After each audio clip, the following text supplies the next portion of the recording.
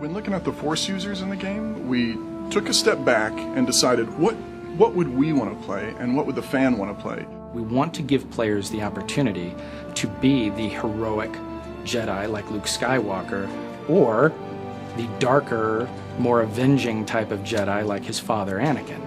And that's a lot of fun, actually, to create those types of moral choices in the game where players are allowed to express themselves in those terms. The reality is there are so many different types of Jedi. Jedi are not all alike. In Knights of the Old Republic, you were very much, you were an outsider. You were somebody who had lived their life and discovered that they were Force sensitive and then were brought into the Jedi Order on Dantooine. In the Old Republic, where you were a Jedi to begin with, you've always been a Jedi. You're a part of that culture. You were raised according to their codes of honor. You've lived in that mindset all your life.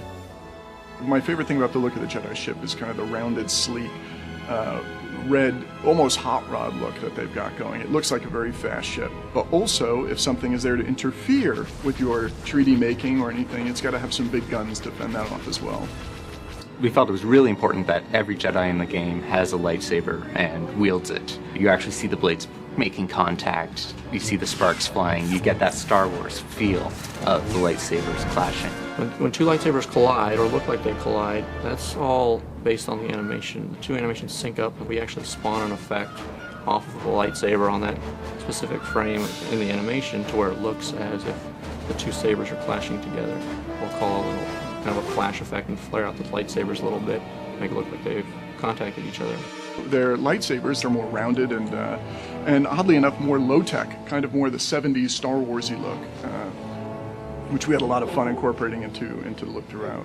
When we're doing the Consular and Knight, or any class, we look at their colors. When we looked at the Jedi, these are the good guys, so we went with the earth tones. We took these robed monk ideas and then we added to them throughout their play. So these guys look anywhere from armored, robed monk guys, all the way up into people that might look like they're in the Senate. The strategy behind creating two Jedi classes is we knew Jedi were going to be very popular, and we wanted to make sure there were a lot of options for all the people who would sort of gravitate towards the Jedi. So we took sort of the two most iconic things, the lightsaber and the Force powers, and built a class sort of around each of those ideas, and that became the Knight and the Consular.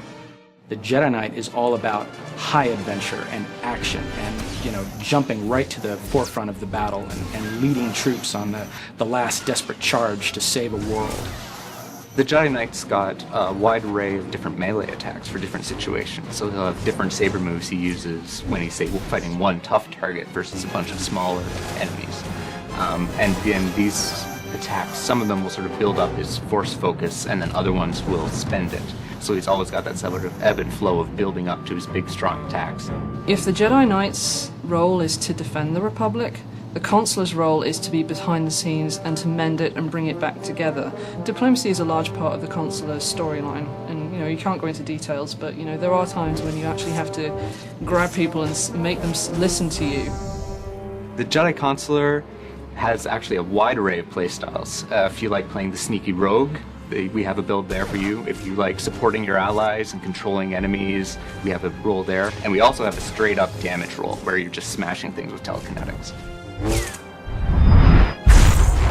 We've actually also built it so that if you do go down the healing route, your companion becomes more powerful as you level up as a healer.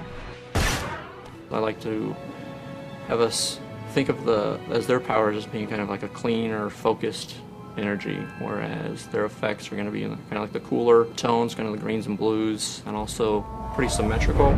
A lot of the effects, I like to have them look as if they're coming from the character. They're not really making magic between their hands and casting that. You can play through the Jedi Knight and get the great, big, thrilling action-adventure movie and play that all the way through, and then you can turn around and you can start a Jedi Consular character and get an entirely new story, just as exciting, but about all new things.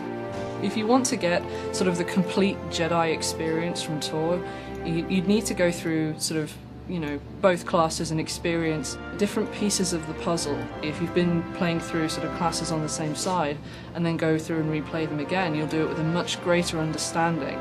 You may make some choices differently.